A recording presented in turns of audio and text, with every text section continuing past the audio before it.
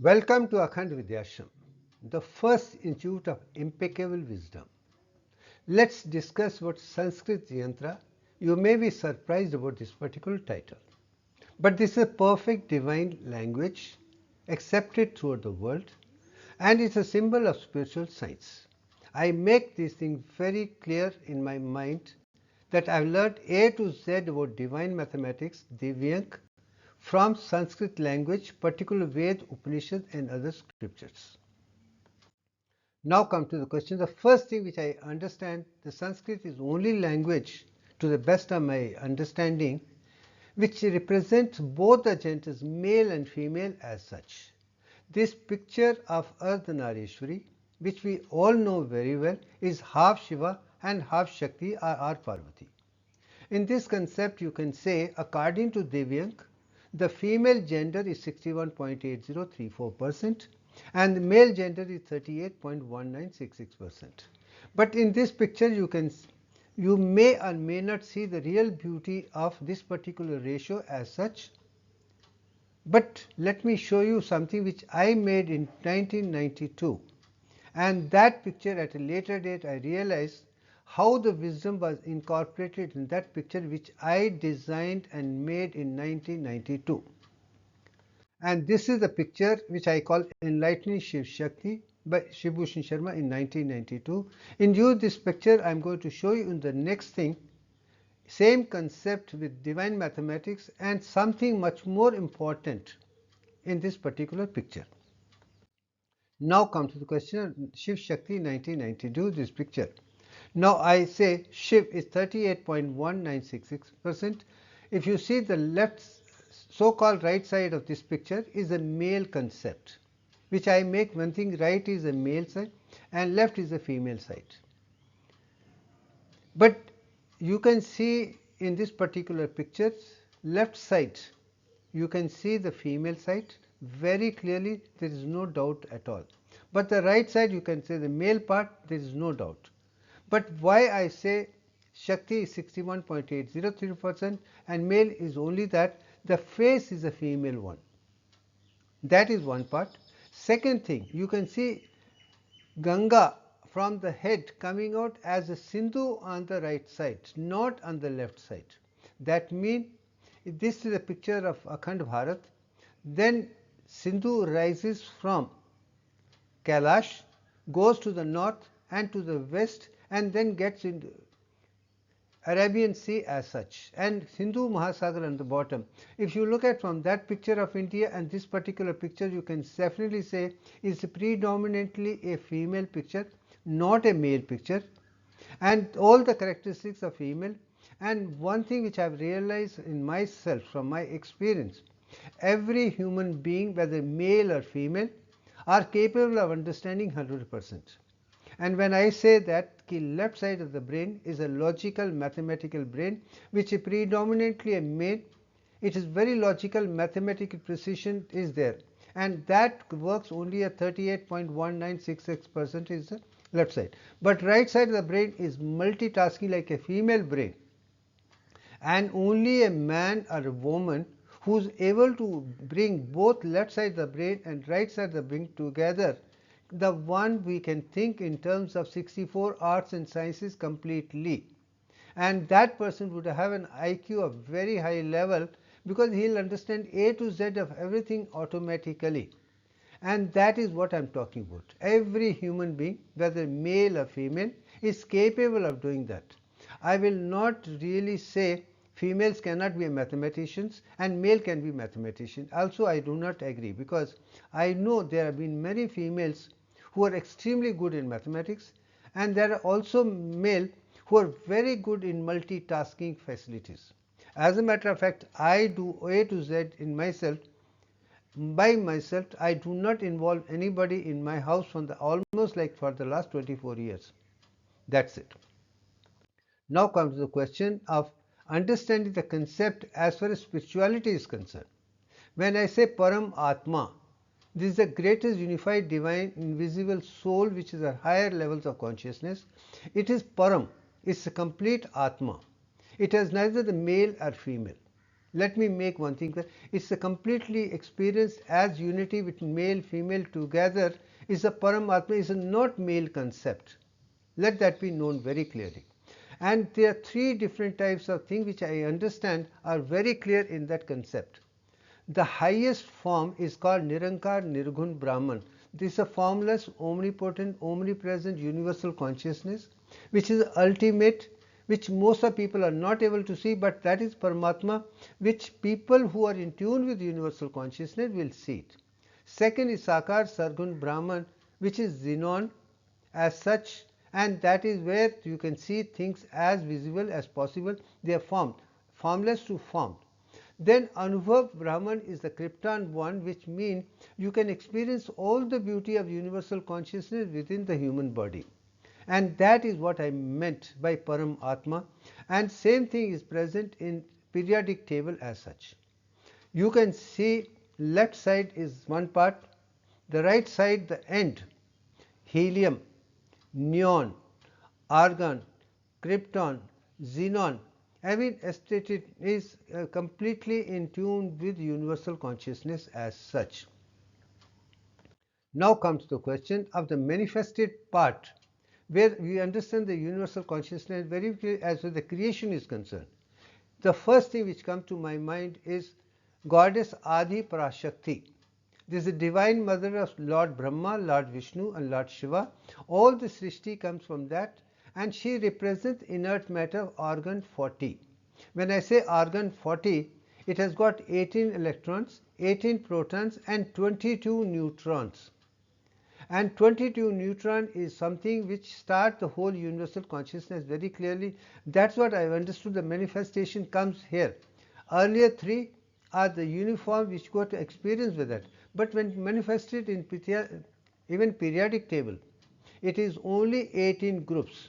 And 18 groups starts in organ 40 only. And this is a female form. Other three things are united, male and female put together as Shiv Shakti as such. You can, Paramatma you call it, put it that way. But here female comes up because she has to do the creation as such. Now come to the question. Second thing which comes in the light is the goddess Gayatri, the divine mother of solar system, even spiral galaxy. She represents inert matter neon 21. Here you have 10 protons, 10 electrons and 11 neutrons. And same thing is pictured in this picture is very clear. Lotus flower is Lord Brahma's, 10 hands represent the Satara Vishnus and 5 heads of Panchabhuta of Shiva. So whole picture you can see even Surya, the sun and the background. And I think that is beauty in this particular picture which made me realize this is divine mathematics we should understand. Now there comes the question of the last is the goddess Aditi, the indwelling human soul Antaratma, and she represents inert matter helium-4. So you can see from the highest to the helium-4 all the female forms, and one as united, 1, 3 manifested. And once you experience the helium within your own body, you will be able to perfectly healthy, wealthy, wise and person, because she is going to tell you entire universe within yourself. That could be the anubhav, that is experience.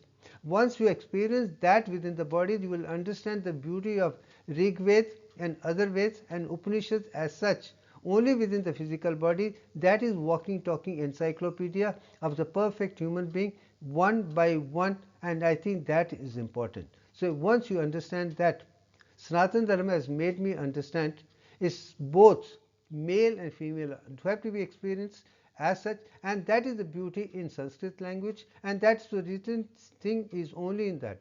So everything is a male and female, this and that. So once you understand this, you will know that whole universal consciousness, both male and female have to be understood in symbolic form. Only then the wisdom will come, otherwise they are not at all possible. Now come to the question, Lord Aditya, hydrogen, the sun god, which is the presiding deity of the solar system, and this is the one which teaches me A to Z how to be disciplined. Incidentally, Lord Surya is a male concept, very clear, is the presiding deity of solar system. Everything comes from solar system, is retained by solar system, maintained by solar system, and that is also made very clearly in Rig Veda as well as Upanishads. The father and mother of Daksha is Aditi. The mother and daughter of Aditya is also Aditi. It could be the other way. Father and son of Aditi is Surya, Aditya, or same thing with respect to Daksha the king. And once that is understood, I can understand the whole thing. Connection is very close between Aditya the sun and Aditi, and I would relate Aditya with hydrogen, which is a very powerful electromagnetic power. Hydrogen bomb is the most powerful. Then next comes is only lithium, then comes sodium, then comes potassium. There is a degradation in that side. Same thing. Most powerful is hydrogen, followed by Aditi within the body. Then neon is second one, then argon, then krypton and xenon. So both the thing diffusion comes with, but most powerful is hydrogen and helium, Aditya and Aditi as such. Once that is experienced, you are perfect human in tune with the entire conversation. Once the base is understood, rest everything falls into the place automatically. Now come to the question of Dattatreya. This is where I understand both Brahma, Vishnu and Mahesh put together are the core, which is a male concept. And 6 hands, everything is like a carbon, and also the 4 Vedas, everything, the picture is very clear. Okay, this is a male concept within the human body has to be. So every male has to be Brahma, Vishnu, Mahesh, and every female has to be Saraswati, Mahalakshmi, Mahakali. Once this is there, and Dattatreya as a male part and Durga as a female part, then both can be complete in totality. In this picture is the male part. In Durga has got 18 arms like Adi Prashakti, and every female has got the concept provided she really works in totality of left and right side of the brain and complete as such. And I have seen that women doing it and they are excellent, and I know we all can do wonderfully very well. As long as we are in tune with the universe, no one in the world can even touch us. Now to come to the question of the mother. The water on Mother Earth is something which I am going to talk about it, because it is said in Veda clearly, entire universal consciousness, atom, element, molecules and compounds, everything from the universal came to the earth through water only. Indra is the king, and Indra is rain, India is third, and everything came in the process when the first thing which fell down was only water and brought everything from down. Then when it fell on the mountains and other places, so the first thing which came was the baby children streams. Let that be very clear. Then start from there, all the stream got together into the forms. So the water started flowing as a female. So all the rivers in India are females, like Ganga, Saraswati, Mahalakshmi, all these are females only. Children are neutral, this is the females, and finally all the water from the universe which has fallen on the earth, finally through the streams and rivers comes to the ocean, and that ocean is called Sindhu Sagar, Indus thing. And that is what three things strongly with that in the process you can understand this is what is there in Sanatana Dharma, talking about children, male, female as such this. So that is a distinction which I find is very clear in Sanskrit language as such. Now comes the question of Aditya. I told you son is the presiding elder sister and the father of this is very clear. Now this is a symbol which I call it a Vigyan Chakra earlier. Now same thing I would call it as a Sanskrit Yantra as such. You may be surprised, this is Sanskrit Yantra. And we are going to see how Vigyan Chakra is now converted into Sanskrit Chakra, little modifications. Now I am going to explain why Sanskrit has got both male and female very clearly, the kind of distinction you don't see in any other language to the best of my knowledge. If they have derived the thing from Sanskritized Hindi or Devanagari, that's a different story. But primarily Sanskrit is definitely known for male, female, and this symbol is going to explain to you how I understood that completion of universal consciousness can be only with male and female as such. Now they come to the question of my honest statement. Sanskrit scriptures, compounds and compiled in Sanskrit script made me recognize, conceive and reveal the divine design of nature Divyank for the first time in 2015 as such. With Divyank, we can transform the study, research, publication, all the 64 earth sciences with the empirical wisdom of everybody, and that is objective, and I do accept with all the humility. I reaching that particular level was from Sanskrit scriptures, and the pictures made in those scriptures and then given art form by the artist made me understand how beautiful is Sanskrit and how beautiful is the knowledge which world needs it to bring the perfection in academics, research and other things throughout the world with the perfection. Now come to the question of Sanskrit. Sanskrit means equilibrium or totality or perfection by and large. S means the good qualities. And then Krit is a how to. So all the good qualities which lead to understand is Sanskrit. So it's going to make you do all the thoughts, action in such a way which is going to give you equilibrium to be in tune with universal consciousness. That's the word Sanskrit itself is there. In Shruti, the directly heard divine sound, that's the Ved is called Shruti. All the mantras and Yantra, Tantra, etc. in Rig Veda is actually heard directly by Brahmins from the universal consciousness and put there at the impeccable wisdom, which is unfortunately not translated by anybody in any form correctly at all. No wonder many people call Veda as a babbling of infancy civilization. It's not true.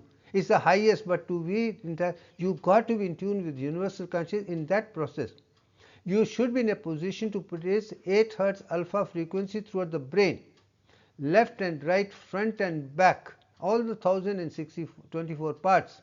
Only 8 Hz with eyes open, only then you can be in universal consciousness, otherwise not at all possible. And scripture is called Devanagari, the divine language you can call it.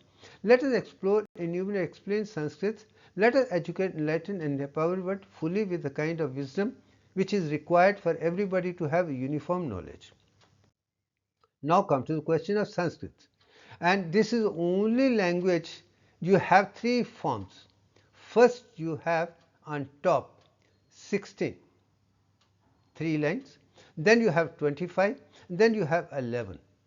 16, 25, 11, the 3 different formats. We are going to see that as we go and understand how they are perfect in everything, and that is what is going to give you a Divyank, a divine design perfectly, and say this is the one which is going to change you concept very clearly. Now come to the question of the 16 vowels are there. A, I, U, A, O, Ra, Aha. These are the 16 phonetic sounds which make all the difference and vowels as such. And the 16 would be added to every other consonant as such. So this is 16 thing which stands out, and that is phonetic sound with Vishuddhi chakra, Aham, Ahamsa, Soham leading to Om is very clear in Vishuddhi chakra. This is the first concept with Sanskrit language. Vishuddhi chakra is giving of only 16, and that is the basic sounds which is going to be seen with all the vowels and other things and make it a universal language. No wonder even computers accept Sanskrit is the closest to the perfection, and that's it. Now come to the mantra of 16th vowel is there. During conscientious chanting, there will be a gradual and steady movement of the sound air vibration from the pelvic region to the top of the head in the same order as the 16 vowels. When you say it is sound in Muladhara chakra only, then little I, E little more, Bu more, U more, and slowly starts coming up. In the process you will be able to understand Om itself. A will be at the pelvic region, Muladhara, U will be at the chest, Ma will be at the head, and Aha would be at much higher level. And that is what it is all about. Mantra of 16 sounds is very clear in just chanting a, e, u, a, o. As you chant properly, you will feel the movement of energy coming from down, up, and then going to the head and going beyond. And that is enlightenment as such. Then comes to the question of consonants, which in Vikyaki, Udhana Prana, and the sound vibration movement is from the lower level of the throat to the closing of the lips to the hop. So lips, teeth, and throat comes to play in this particular sounds very clearly. Sounds represent the sound vibrations. K, kh, gh, gh, gh, ch, ch, jh, jh, jh, t, th, dh, dh, n, t, th, p, f, dh, p, f, v, v, m. These are the 24 sounds which stand out perfection, and no other language has such a classified form. But these 25 multiplied by 16 would be equivalent to 400.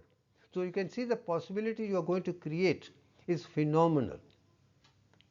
Now the Kamstikara next stage is 11 letters, and these have approximate qualitative aspects. These combinations can enhance the divine Sanskrit. These lead to the mantra, tantra, yantra, and ganit vidya artha.